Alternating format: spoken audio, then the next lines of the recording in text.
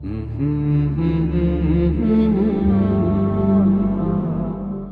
my pleasure to invite Brother Edward Ahmed Mitchell. He's the Deputy Executive Director of Council on American Islamic Relations. Brother Edward Mitchell is a civil rights lawyer, and he will talk about legal, spiritual, and historical importance of Jerusalem. Assalamu alaikum. Bismillahir Rahmanir Rahim. Alhamdulillahi Rabbil Alameen. Wassalatu wassalam ala Sayyidina Muhammad wa ala alihi wa sahbihi ajma'in. Brothers, sisters, I hope all of you are enjoying your time at the Muna Conference. Alhamdulillah, this is a massive crowd. It's so great to see Muslims together, celebrating together, worshiping together, learning together, having a good time together, alhamdulillah. I want to say a special thanks to Dr. Osama for his amazing remarks and for the work that American Muslims for Palestine does to advocate for a better, a more just American foreign policy, especially towards Palestine. Jazakallah khair, may Allah grant AMP success and protection. What I would like to discuss with you all today, briefly, inshallah, is the issue of Jerusalem. This city that is holy to us and also important to people of other ways of life in the world. This city that sits at the center of the occupation of Palestine. The city that sits at the center of our hearts and our concerns. I want to talk about the history of Jerusalem. I want to talk about our vision for what Jerusalem should be. And I want to talk about the work that we are doing and you are doing to try to make that vision a reality, inshallah. First thing I want to do is note a memory that sticks in my mind from recent history.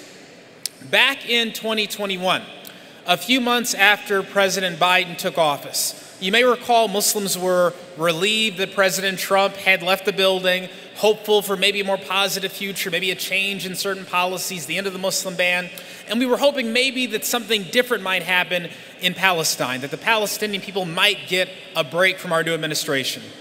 But then Ramadan came around, Ramadan of 2021. And as Muslims gathered at Masjid al-Aqsa to worship, to pray Taraweeh, to break their fast, we saw footage of the Israeli government not only blocking people from coming to worship at the masjid, not only threatening people with violence if they stayed at the masjid, but there's an image that sticks in my mind. There were a group of women who were sitting outside the masjid, couldn't even get in, and they were sitting in sajda, they were praying. This is late at night, and there was chaos erupting all around them. The Israeli military was firing tear gas and rubber bullets and attacking people closer to the masjid. And they were a good maybe 100 feet away just praying. They weren't even involved in protesting, they were just praying. And the Israeli military fired tear gas canisters and flashbangs right at them, right at their legs. They were sitting there trying to pray in this holy city of Jerusalem. And they didn't move. They stayed right there where they were until the gas exploded, sparks went everywhere, and the Israeli government came over and started kicking them. Military started kicking them to get them to move out of the way. And that image has stuck with me for the past 3 years because it showed not only the utter lack of respect for the Palestinian people, not only the utter lack of respect for Masjid al-Aqsa, not only utter lack of respect for Muslims, but for the city of Jerusalem itself. Because Jerusalem, for over 1,000 years under Muslim leadership, was a city where not only Muslims, but Christians and Jews were all able to live and worship in peace. That is the history of Jerusalem, that the Israeli government disregards every time it attacks Christians trying to go to the Church of the Holy Sepulchre. Every time it attacks Orthodox Jews who disagree with Zionism. Every time it tells Muslims you can't come to Friday prayer because you're not of a certain age or we just don't want to let you come in. Every time that Ariel Sharon back in the day or Ben Vigir, whoever, comes and tries to raid the mosque to spark conflict, they are showing a lack of respect for this city and its history and its sanctity.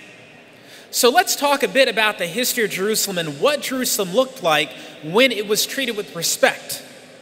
We all know our history as Muslims. We believe that Allah gave the city of Jerusalem to the believers, that the children of Israel, when they were led by righteous men, took control of the Holy Land in Jerusalem and ruled that city justly under Daud and Suleiman. May Allah be pleased with them, grant them the highest rank of paradise.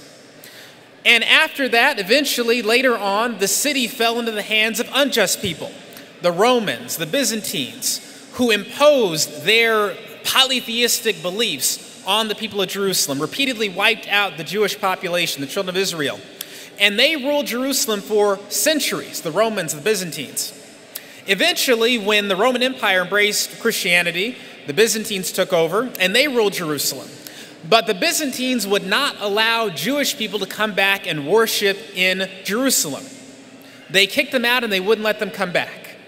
It wasn't until who took over Jerusalem that Jewish people were allowed to come back and worship in that city. Who was that allowed that to happen? Umar, may Allah be pleased with him. Prophet Muhammad passes away. Abu Bakr takes over. May Allah be pleased with him. He passes away a few years later, and then Umar takes over.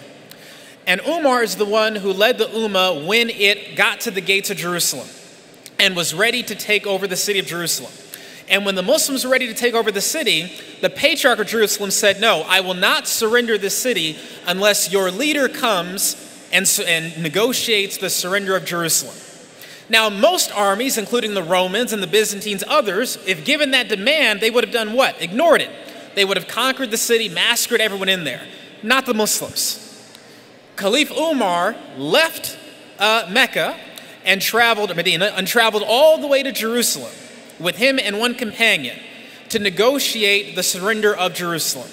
And when he got to the gates, the people of Jerusalem, when they saw him coming, they thought that he was a slave and the man on the camel was the caliph.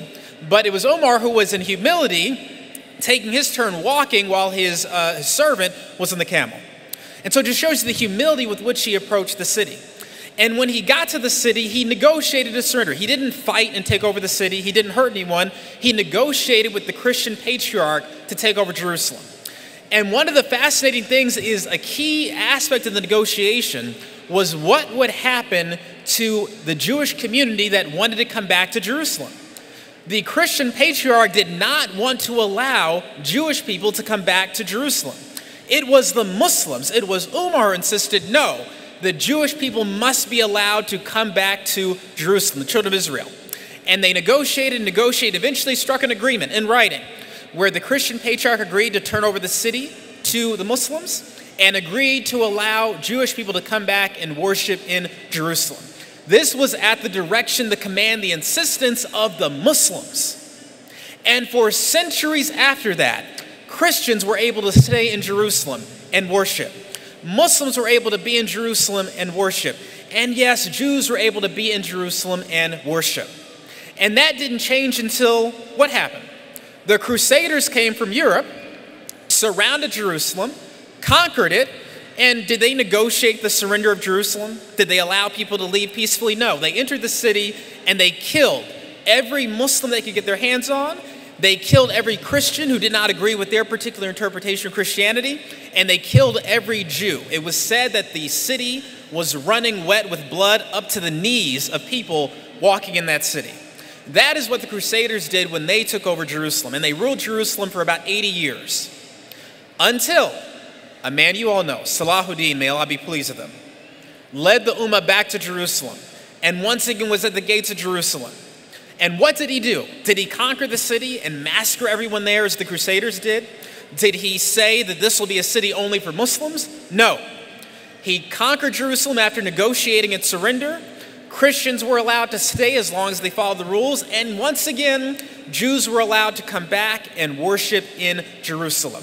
And they were able to do that for another 700 years under Muslim rule. With one brief, there was a 3-year period where a radical Muslim group took over and attacked Jews and kicked them out. And another Muslim group came and took over, kicked them out, and let the Jews come back.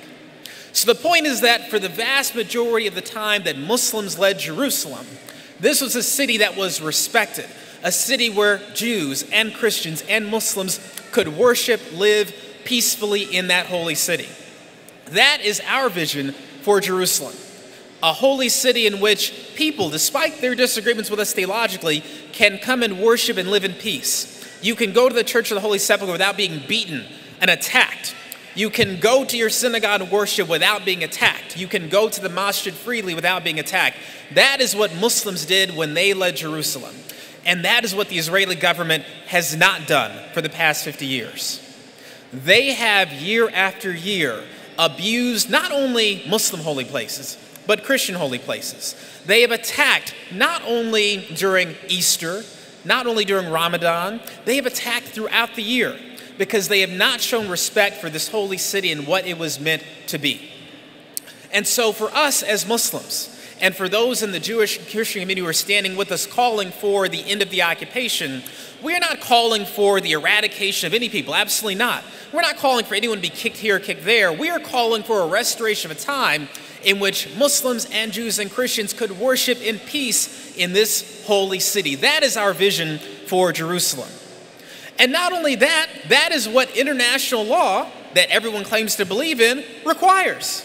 It requires respect for holy places. It requires respect for the right to worship. It requires respect for that holy city. And so what we need to do as Muslims in America is make sure that our neighbors understand this history of Jerusalem. Because most of our neighbors in America have no idea about the history of Jerusalem over the past 1,000 years. They have no idea it was Muslims who guaranteed Christians and Jews the right to worship freely in Jerusalem. They have no idea it was Muslims who protected the holy places, the Western Wall. Why is it still there after all this time? Because the Muslims who led the city protected it. The Church of the Holy Sepulchre, why is it still there? Because the Muslims who led that city protected it.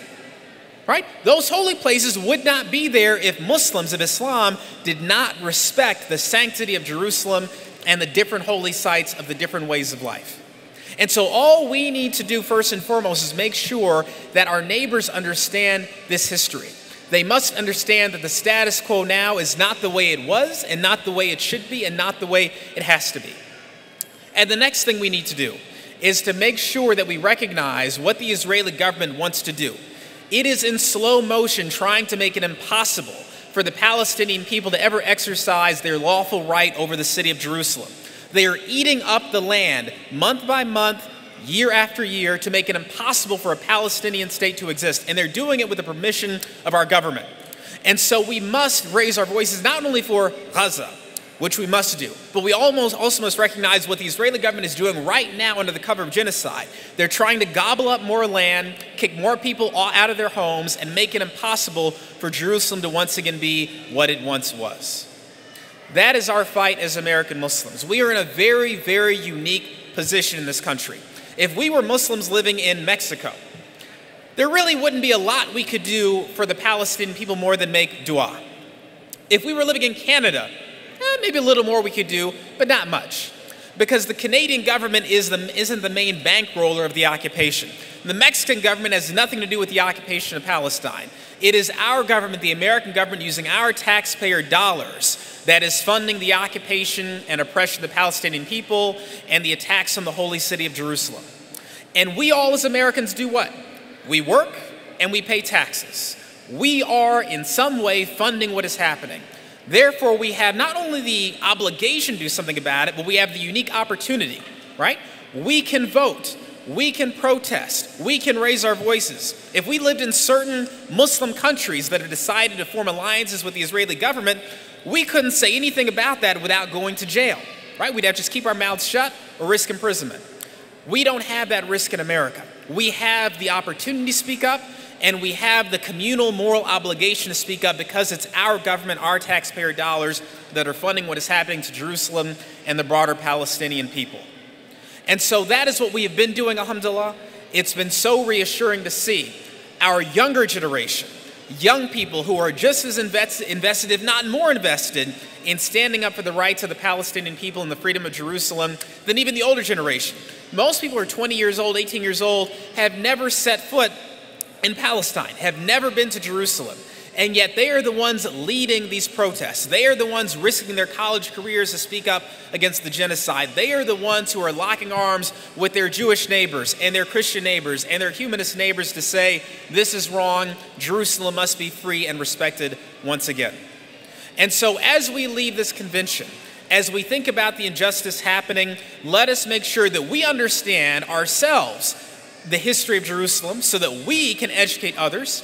Let us make sure that we are encouraging our young people to continue doing what they're doing, to speak up for what is right and against what is wrong. And let's make sure that we are not only showing up to protest, because we're good at that, Muslims will show up for a protest, but what we won't do, me included, is make sure that we are consistently calling our members of Congress, that we're consistently turning up to vote. Did you know in the election a few days ago in Michigan, I'm not going to say who candidates or anything like that because we're nonpartisan, but the turnout in the city of Dearborn, which is a a mostly Arab, mostly Muslim city, was only 17%. And there were candidates on the ballot who supported Palestinian human rights and they lost, and candidates who opposed Palestinian human rights won in the city of Dearborn. Why? Because the Muslims were good at protesting, but they weren't really ready to turn out to vote. We have got to make sure that we are doing all of the above. Yes, we're protesting. Yes, we're posting on social media. Yes, we're educating ourselves and our neighbors. Yes, we're turning out to vote. Yes, we're donating. It has to be a holistic approach. Otherwise, we will continue to see Jerusalem being eaten up with our taxpayer dollars. We'll continue to see horrible news every time we wake up in the morning. 100 people killed, massacred at a school in Gaza this morning. May Allah grant them the highest hunger paradise. This must end, and we as Muslims in America have a role to play in ending it, inshallah. And so as I close, I say to all of you, thank you for the work that you're putting in. Even though we have not won the fight yet, even though the genocide still continues, have no doubt what you're doing is having an impact. 7 months ago, President Biden wasn't even pretending to care about Palestinian human life. He was saying he didn't even know if Palestinians were telling the truth about the death toll. He was saying that there will never be a ceasefire. Now he's practically begging Netanyahu and Hamas to agree to a ceasefire. Not because he suddenly became a better person, had a change of heart, because he recognizes that the American Muslim community, the progressive Jewish community, young activists, black Americans, and many others are not going to tolerate genocide in our name, and we demand better from our elected officials. That's what we must continue to do until we see justice in Palestine, justice in Jerusalem, the restoration of what Jerusalem was, what it can be, and inshallah one day, what it must be. May Allah guide us to live to see that come once again. Assalamu alaikum.